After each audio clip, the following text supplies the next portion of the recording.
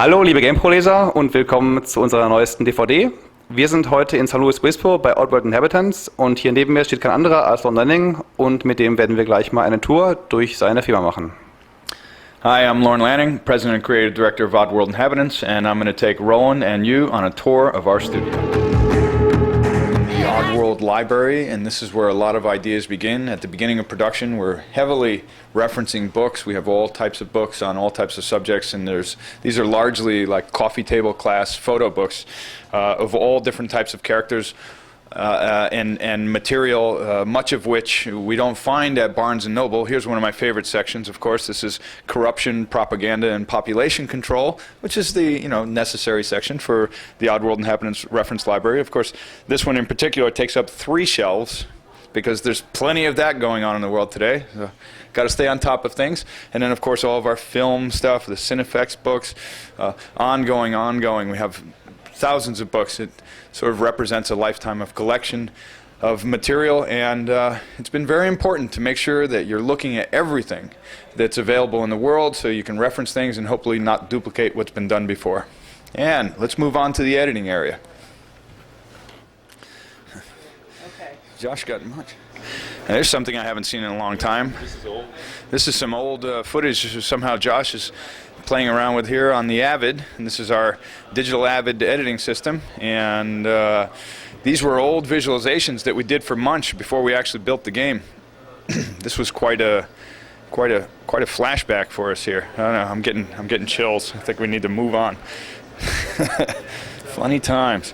And the idea here was that we always wanted to be all self-contained with digital video and all, so we have our digital beta players and Avid, and we'll take it down to the recording studio in a little while. See a lot of production art on the walls. The whole place is covered with art. And here we have some of the crew hanging out. We have Jenny. Hey. Jenny deals with all the marketing people. Silvio, Scott, Rich. And they're all just kind of homeless and they hang out here, but we feed them so they like us. And that's what keeps on happening. We got Ian over there doing computer graphics. Ian's actually working. Yeah, Ian's actually working, but he works for peanuts, so he works free for gum. As long as we supply gum, he's good. Game design area, okay guys. We've got Gotham, we've got Steve, we've got David. David's around, here's an area. Did you see this area, Rowan? This is a beachfront. Nope. David, can you go over to the water?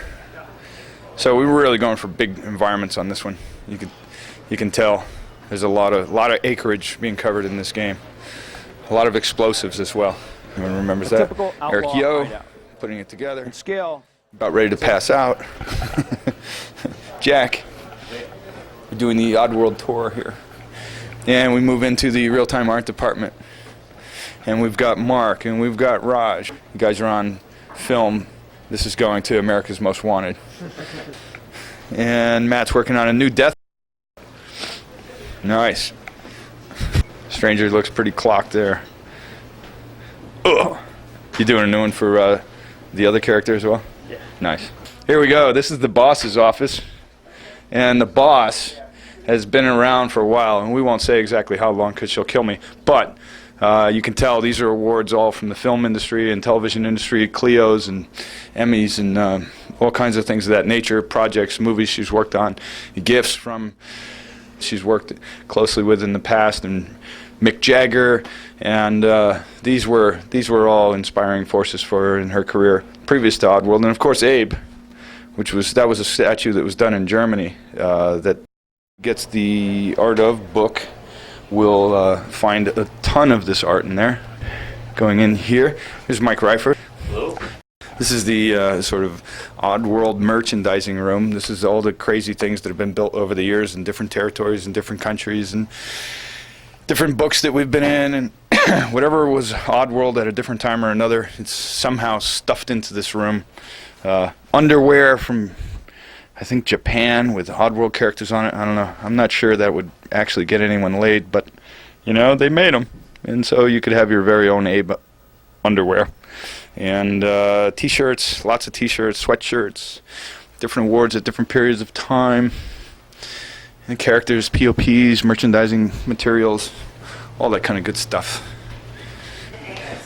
This is Ava. What is this? What are you? The roving reporter? Roland, what are you doing? Is he the? Yeah. What is that called? The roving right? reporter. Yeah. So Ava is our vice president of legal and finance, and she makes sure that we're legal and financed. So that's always a good thing. Sculptures from Munch, pre-production from the earlier games, and the facility that we built out 9 years ago. Seems like yesterday. Covers and awards from around the world. Here we come into the front office. The game covers so far from Stranger. We always put them up. We're very proud of them. Here's some cool stuff over here. Annuals, different illustration annuals, Axioms, the AIS, original art from Abe's Odyssey, Tara, who mans the front desk, and the gold albums from the music instructor videos that took place in Germany, cover of Wired magazine, the awards from Russia, which were all hand-painted, and tattoos. I mean, there's a lot of Oddworld tattoos out there, and this guy went to the extreme. His entire arm is Oddworld tattoos. And there's a few of those. They're on the website if anyone was ever curious to see them. But no one at Oddworld. So Michael Bross, the one-man symphony, sound designer, composer for Oddworld Stranger's Wrath. And he also was responsible for bringing home the audio on Munch after we had a disastrous time getting it there along the way. And we figure, you know, every time we start a job, we'll just be really late on the tools and technology so that Michael will really have to suffer heavily at the end of the job, because what would production be without that? Yes. Yes. What would life be without suffering? Yeah, so he's in the right place. Thanks, Michael. Okay. And we're going here to Jamie. What's happening? How are we doing? Good. Okay. Oh, you're working on the end levels. Okay, we can't film that. Okay. No, that needs to be a surprise. Is it sounding good, though? Definitely. Oh, okay, that's what we need to hear. We'll pay you later.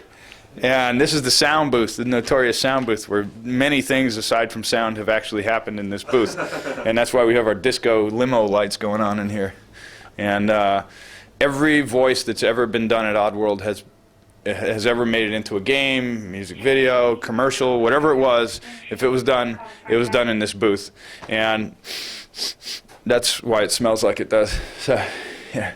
But at least we got ventilation now. And so when I get in the booth and they ask me, like, Jamie will say, Lauren, we need you in the booth. You got to record a few lines. And then I'll come in and I'll go, okay, give me the reference. Do you have the reference? You know, we're all hungry, right? We're all like hungry, man. No fish, no fish. So he's saying, okay, we're all hungry, man. You know, we're really hungry, and there's no fish. There's no fish, man. So when you hear that, then we come in, and the voices get post-processed anyway. But for the initial recordings, I'll hear that voice. Can you play it again? You know, we're all hungry, right? And that'll be coming through the headphones, and then we'll try and match that voice again, because you go, oh, yeah, that's what he said. So I'll go, Hey, you know, man, because we're all hungry. And if we're hungry, but we got no fish. And if there's no fish, then how are we going to eat, man? You know, and then, like, if we're fishing, then we're hanging up. And then we're hanging up, and they hang us, and then we're dead. Because we tried to fish, but there was no fish, and they don't let us fish, and now we're dead. And that's how it goes. you know, so then we get to do those kinds of things. And then what will happen is Jamie will record those, and I'll take off the headphones. And then we'll bring that into the digital sound studio over here. Yeah. And why don't you play back what we just recorded? Can you do that? I didn't record this. So- You know, we're all hungry, right? We're all like hungry, man. No fish, no fish.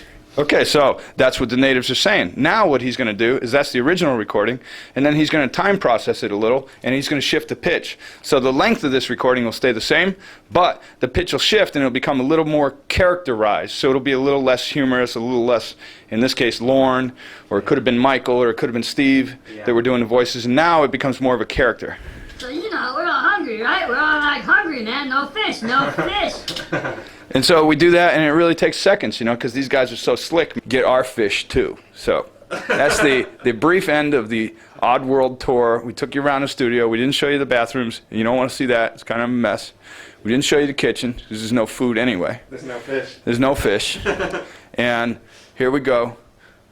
We hope you enjoyed the tour, and we hope you enjoy Oddworld Stranger's Wrath, coming to you in late January.